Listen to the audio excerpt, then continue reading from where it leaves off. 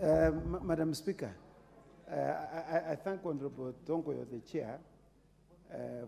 In fact, he says they are discussing and we bring the matter substantively here. But on a more critical matter, Madam Speaker, in fact, you counted those of us who are standing here while consulting with the leader of majority, because he had an important message to pass to us. So we stood thinking that it was the leader of majority. So you counted the wrong people. You know, Madam Speaker, he did not have the quorum. Order members, order members, order members, order members. Honorable Peter Kaluma, you will move the motion again. Take it.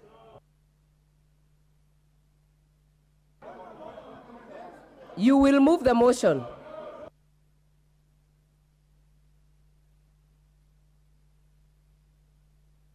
What is out of order, Honorable Majority Leader? Honorable Speaker, if you can allow me, Honorable Speaker, and request the Deputy Minority Whip to just hold his horses and relax. Honorable Speaker, I wanted to confirm that indeed I also myself was standing, but I was not standing in relation, and I was counted. In relation to the adjournment motion by Honorable Kaluma, we had a consultation here, a number of us, all of us standing. The Honorable Ngeleche also tells me they were consulting with a member for, and Honorable Speaker, please, Honorable Speaker, protect me. You know, it is okay to be interrupted by the Honorable Robert Bui,